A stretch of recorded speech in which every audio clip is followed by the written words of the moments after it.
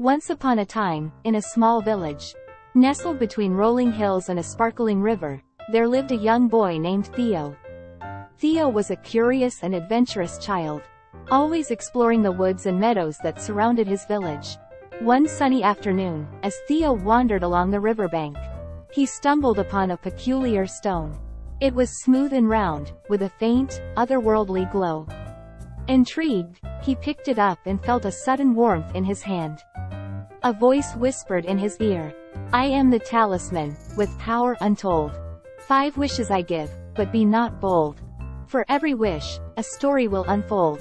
Choose wisely, or your fate will be foretold. I am the wish-granting stone. Make a wish, and it shall be granted." Excited by this discovery, Theo wished for a heap of sweets.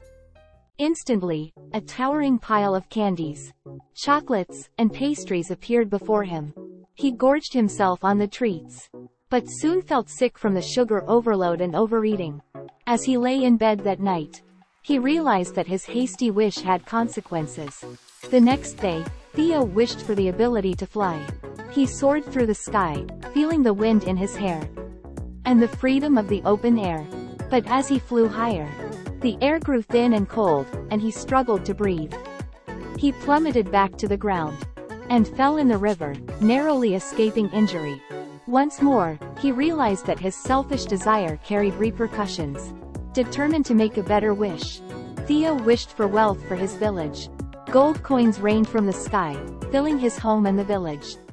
But the sudden influx of riches brought greed and jealousy among the villagers, tearing friendships and families apart. Theo's heart ached as he watched his once happy village crumble under the weight of his wish.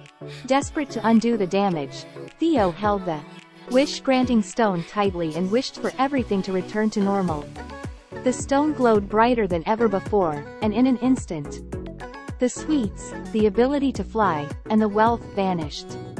The village was restored to its former state, and the villagers embraced each other, grateful for the return of their simple, peaceful lives.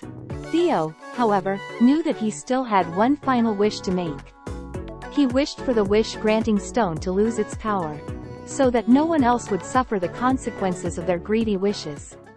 As Theo made his final wish, the stone glowed very brightly, illuminating the entire room. He held the stone tightly, feeling a sense of gratitude and relief wash over him. Suddenly, a glowing aura emanated from the stone, taking the shape of a person. Theo watched in awe as the aura spoke to him, thanking him for freeing him from an ancient curse that had imprisoned him in the stone for centuries. As the aura faded away, Theo felt a sense of satisfaction and fulfillment. He had not only made his wishes come true, but he had also freed a being from an ancient curse. From that day on, Theo learned the importance of thinking carefully about his desires and the consequences they might bring.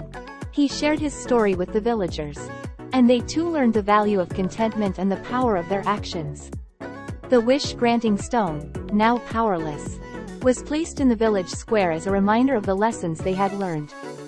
Soon, the village flourished, and the people lived happily ever after, knowing that true happiness comes not from wishes granted, but from the love and kindness they shared with one another.